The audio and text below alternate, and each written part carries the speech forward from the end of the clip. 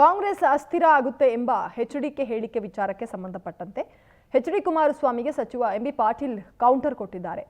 ಅವರಿಗೆ ಸಮ್ಮಿಶ್ರ ಸರ್ಕಾರವನ್ನೇ ಉಳಿಸಿಕೊಳ್ಳಲು ಆಗಲಿಲ್ಲ. ಕುಮಾರಸ್ವಾಮಿ ಒಲ್ಲದ ಮನಸ್ಸಿನಿಂದ ಪಾದಯಾತ್ರೆಗೆ ಬಂದಿದ್ದಾರೆ. ದೆಹಲಿಯಲ್ಲಿ ಏನು ನಾಟಕ ನಡೆಯಿತು ಅಂತ ಗೊತ್ತಿದೆ. ಬೆಂಗಳೂರಿನಲ್ಲಿ ಸಚಿವ ಎಂ ಬಿ ಪಾಟೀಲ್ ತಿರುಗೇಟು ಕೊಟ್ಟಿದ್ದಾರೆ.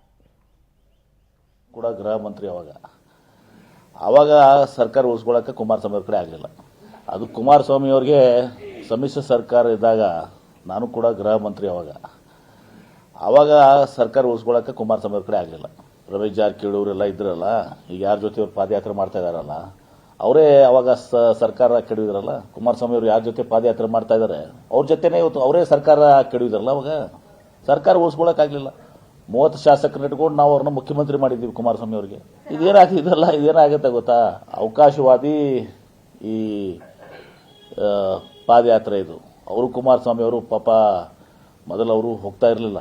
ಈಗ ಅನಿವಾರ್ಯವಾಗಿ ಅವ್ರ ಮೇಲೆ ಒತ್ತಡ ಹೇರಿ ಎಲ್ಲ ಮಾಡ್ಮೇಲೆ ಡೆಲ್ಲಿಯಲ್ಲಿ ಏನು ನಾಟಕ ನಡೀತು ಗೊತ್ತದೆ. ಅವ್ರು ನಾವು ಭಾಗವಹಿಸಿದ್ರಲ್ಲ ಅಂತ ಹೇಳಿ JDSನವರು ಅನಿವಾರ್ಯವಾಗಿ ಒತ್ತಡ ಮಾಡಿ ಇವತ್ತು ಸಹ ಅವ್ರನ್ನ ಪಾದಯಾತ್ರೆಗೆ ಬರ್ಸಿದ್ದಾರೆ. ಮತ್ತು ಕೇಂದ್ರ ಸಚಿವರು ಮಂತ್ರಿ ಮಾಡಿದ್ದಾರೆ. ಮತ್ತು ಅವ್ರ ಬಿಜೆಪಿ ಅವ್ರ ಮಾತು ಕೇಳಬೇಕಲ್ಲ. ಈಗ ಅಂಥ ಪರಿಸ್ಥಿತಿ ಒಲ್ಲದ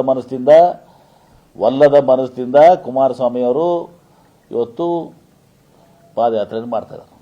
ಅದು ಕುಮಾರಸ್ವಾಮಿ ಅವ್ರಿಗೆ ಸಮ್ಮಿಶ್ರ ಸರ್ಕಾರ ಇದ್ದಾಗ ನಾನು ಕೂಡ ಗೃಹ ಮಂತ್ರಿ